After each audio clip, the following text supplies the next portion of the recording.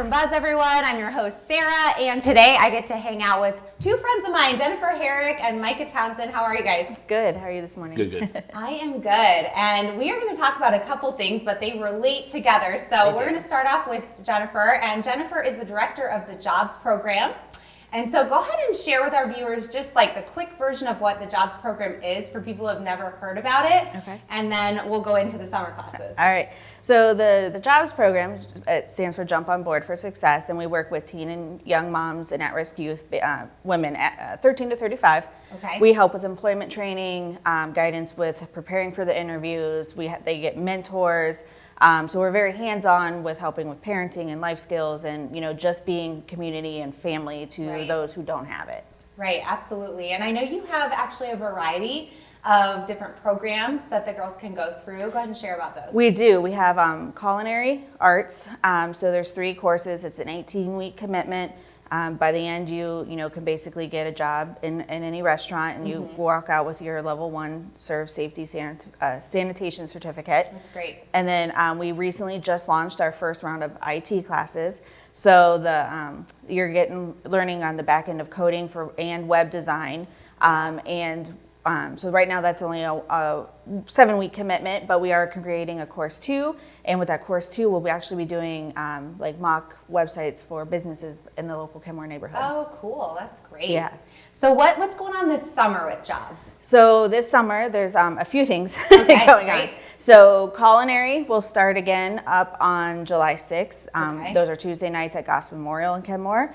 IT will start again July 7th, and those are Wednesday nights at Park United Church there in Kenmore. Okay.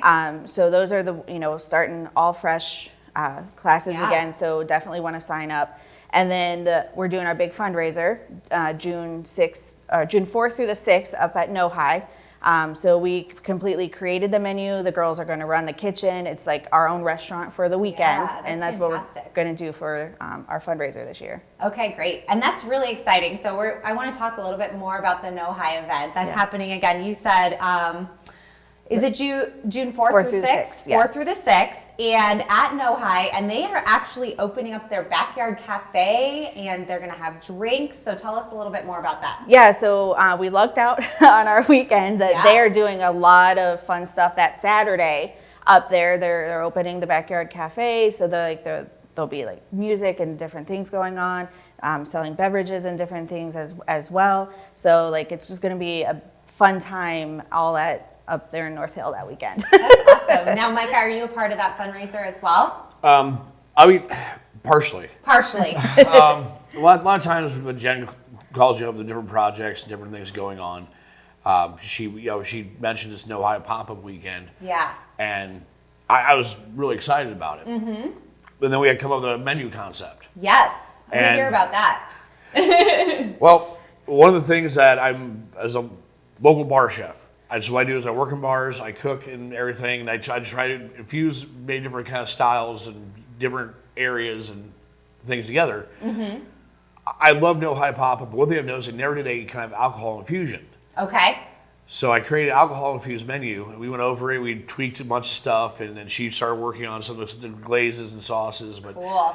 we have the one that I think we came up with probably the most proud of is we did a kind of twist on a bourbon steak. Okay.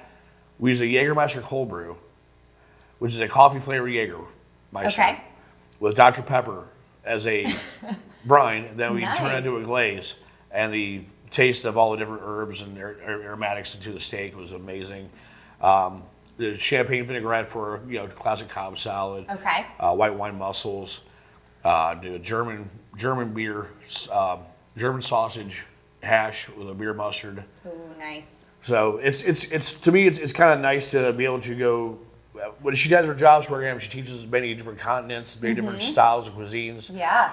Before I've worked with her a couple times as a mentor, gone in and showed a couple different styles. Right. And we had a chop competition one time where the girls had the baskets and they had to figure out how to do things. Yeah. And I was able to go around and show them each one different styles or each one of their different things. Baskets, yeah. And it was amazing. I really respect Jen what she's done with the girls and how they've progressed over the years. she first started doing it, I thought she was nuts. So I was really happy, like when to go from just the basement of a church and to progress into where we used them at Lil Bit Cafe for a while last year, and now doing a NoHi Pop-Up. It's something where it's like I work full time, but like anytime I can help her out, and like we've been friends for almost 25 years, and so we've been kind of like the yin and yang, where it's like she's the good one, I'm the bad one sometimes, or she's the bad one, I'm the good one sometimes, where it's like the ideas kind of bounce off each other. Just different. I love how with the NoHi Pop-Up, because I follow them and I watch all the different food. It's something different every time, and I love that you've created this really unique menu. And yeah, I'm excited to see all of those different things that you mentioned that you came up with, and I think people are going to really enjoy the food. Yeah, it definitely has been an experience. I've got to help other chefs, for their weekends and different things. So learning from other chefs still, and their, their cuisine and different thing has been really fun with this experience too. Yeah, so unique. So we want to invite people to come out to that for sure, June 4th to the 6th. And how can people find more information specifically about that event? Where can we go? Definitely Instagram and Facebook. The June 2nd, the menu will officially launch with the link to order. You can order ahead of time. They have some patio seating, but it's mostly all to go. But with the courtyard opening, you can go eat in the new courtyard. So definitely keep a watch on social media. That's where they do a lot of the blasting. Perfect. I love that. Okay, so let's go a little bit more into what's going on with your food truck. So Jen and Micah last year ran a cafe called Lil Bit Cafe, actually now 2 years ago. Yeah.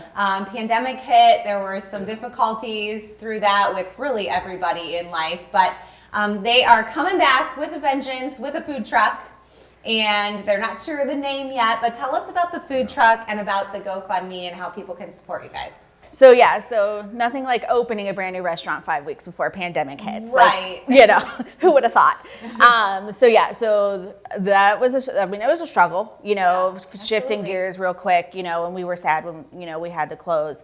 But we have been talking, because everybody's like, when you come back. And, at one point we're like, we're never going to, but too much. But we've been talking because we're like, okay, food truck is the way to go. Yeah. Because we can control when we want to work, when we don't want to work. Totally. But at this point now, our feeling it's bigger than us. It's our restaurant industry community. It's our community in itself. Like our industry's just been trampled through all of this. So not only are we going to have a food truck, but the community is going to have food trucks. So our friends that have lost businesses and or business will rent out our food truck to do events when we're not doing events. Oh, I love our job girls who are entrepreneurs in the food industry can rent out the truck to do it. So it's not just ours. So it won't just be for you guys. It'll also be helping other people in the community. Correct. Yeah. Correct. So that's where our heart and stuff is. Like at this point, it's bigger than just the two of us, and what we lost, everybody lost. So you need finances. So you're running a GoFundMe. So share with us a little bit about that, Micah. The GoFundMe right now, we've had it running for 4 months. We've raised on the GoFundMe, we raised about $1,500. Okay. Personal donations, we've raised a lot more than that. That's great. Luckily, we've had some great contributors, and it's helped out a lot. And one of the scary parts is right now, though, because of the economy, it's not as bright as it was a couple months ago. Okay. The cost on wiring has gone up exponentially, high. Yeah, it's kind of like a couple months ago. We're like, oh, cool, these build outs aren't that bad.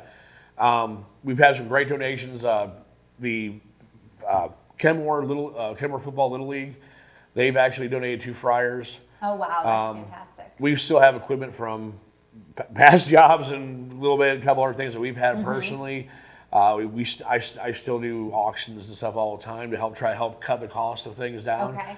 But the build out and the water, unless we find one that's already built, the water system and everything else, right now it's kind of up the air. So we're really trying to hit that $10,000 mark, so it's a lot. Our goal is $20,000 and that's just for a base truck. Right.